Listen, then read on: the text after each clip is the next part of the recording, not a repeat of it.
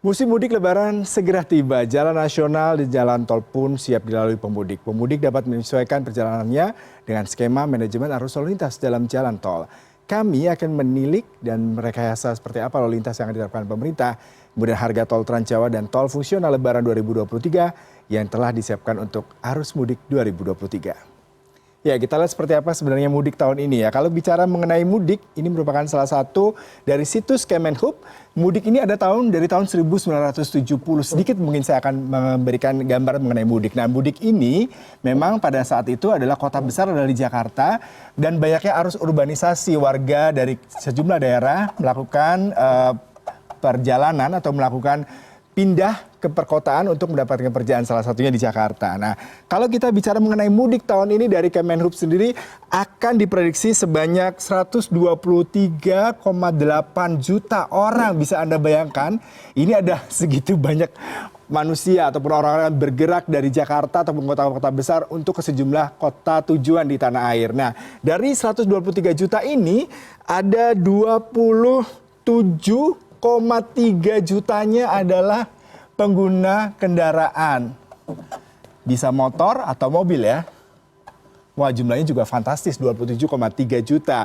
Tidak heran mudik selalu identik dengan kemacetan terutama di sejumlah jalan tol. Dan kalau kita bicara mengenai tol nih ya, salah satu tolnya adalah tol Trans Jawa. Ini salah satu tol Trans Jawa merupakan tol terpanjang sepanjang 1.167 kilometer. Nah, sebelum itu kita akan membahas dulu seperti apa sih rekayasa lalu lintas yang akan diterapkan oleh pemerintah, kemudian juga pihak kepolisian untuk mengatasi kemacetan. Kita bicara mengenai rekayasa, ini ada kontraflow, mungkin sering kita mendengar istilah kontraflow ya. Kontraflow ini adalah salah satu cara untuk mengatasi kemacetan di mana kendaraan itu melawan arus, biasanya misalkan dari Jakarta ke arah Cikampek gitu ya.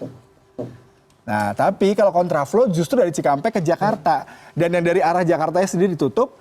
Nah, biasanya hanya 2 jalur kontraflow ini. Tujuannya untuk mengurai kepadatan lalu lintas dan mengurangi adanya jumlah kendaraan terutama di rest area, kemudian juga di bahu jalan atau di pintu tol keluarnya. Jalan keluar ya. Nah, ini istilah kontraflow. Kemudian yang kedua adalah istilah one way. Ini juga salah satu istilah yang sering kita dengar ketika arus mudik, arus balik selalu diterapkan. One way adalah istilah di mana hanya menggunakan satu jalur. Misalkan tadi seperti saya bilang, dari Jakarta ini ya, menuju ke Palimanan cuma satu kali, tidak boleh pulang pergi. Nah, one way aja. Nah, ini beberapa hal yang menarik kalau kita lihat. Dari mulai kontraflow itu di kilometer 47 hingga 72 ada jam 14 hingga jam 24 waktu Indonesia Barat. Di tanggal 18, kemudian tanggal 19 hingga 21, dari jam 8 hingga pukul 24 malam. Nah, untuk yang one way nih, kebaliknya ya, di kilometer 72 hingga 414, dari 18 April hingga 21 April, ini jamnya berbeda. Mungkin kalau siang memang kepadatannya sampai malam, dan malam hari dari arah 19 hingga 21, dari jam 8 hingga jam 24. Kemudian kita lihat lagi, apalagi yang menarik.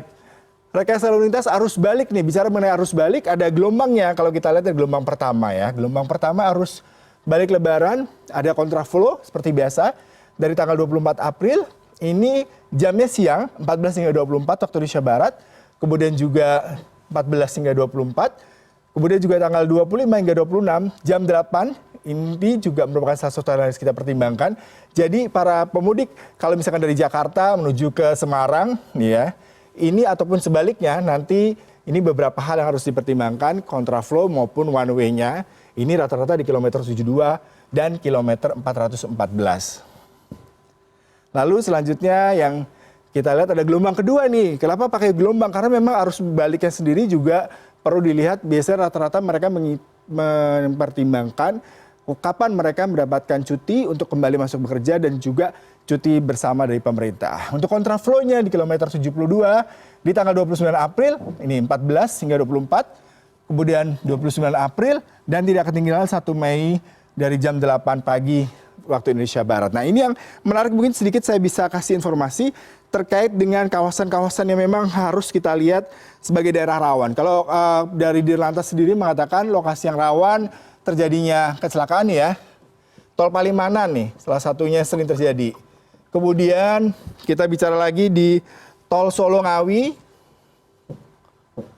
Kemudian juga kalau kita bicara mengenai Jakarta Cikampek, ini Cikampeknya biasa di kilometer 48. Kilometer 48 hingga kilometer 66. Ini merupakan sejumlah lokasi-lokasi yang memang berbahaya terjadinya insiden berdasarkan data dari Dirlantas. Kemudian yang kita lihat adalah terkait dengan harga tol Trans Jawa. Ini beberapa harga yang perlu kita pertimbangkan apabila Anda mau mudik. Anda juga harus mempersiapkan uang. Anda salah satunya top up tuh semua e-money yang Anda punya, jangan sampai sudah masuk di gerbang tol, Anda kesulitan untuk membayar karena tidak punya isi daripada gerbang tol tersebut dari e-money-nya. Misalkan Jakarta Cikampek 200.000, kemudian juga yang biasa paling banyak misalkan saya ambil ya Jakarta Cikampek, kemudian juga menuju ke Semarang biasanya ini ya, Batang Semarang 86.000. Nah, ini semua memang biaya harus Anda keluarkan, tapi jangan khawatir karena pemerintah sudah menerapkan diskon 20% dan ini merupakan salah satu hal yang juga menjadi pilihan apabila Anda ingin mengeluarkan uang. Kemudian ini adalah daftar tol fungsional. Ini memang daftar tol fungsional ini sebenarnya tolnya belum jadi secara sempurna. Jadi Anda juga harus hati-hati mengingat misalkan kita bicara mengenai Ciawi Sukabumi seksi 2 ini. Kalau kita lihat pasti masih ada sejumlah kawasan yang belum sempurna, misalkan masalah penerangan, kemudian juga terkait dengan tadi ya kalau kita bicara pengaspalan, kemudian juga mungkin gerbang tolnya juga belum sempurna. Tetapi ini akan difungsikan dengan tujuan untuk mengurai kemacetan apabila Anda menggunakan tol umum yang biasa Anda pergunakan, tetapi terjadi kepadatan arus lalu lintas. Nah itu tadi, kalau kita bicara mengenai diskon, ini juga penting untuk mengetahui ada diskon 20%. Salah satu yang menarik kalau kita bicara ini diskonnya, misalkan saya kasih contoh sedikit aja ya. Ini tadi sudah hitung-hitung nih terkait dengan tol yang akan mendapatkan diskon. Misalkan Jakarta Semarang, ini diskonnya 20% nih. Jakarta Semarang, SMRG aja ya. Kita ini mengeluarkan biaya sekitar 349.000, tetapi dengan diskon 20%, ini diskonnya taruhlah Anda mendapat potongan 69.800, jadinya Anda hanya membayar sekitar Rp279.000. Nah ini adalah salah satu diskon ketika Anda melalui jalan tol Trans Jawa untuk menuju ke kampung halaman saudara-saudara sekalian.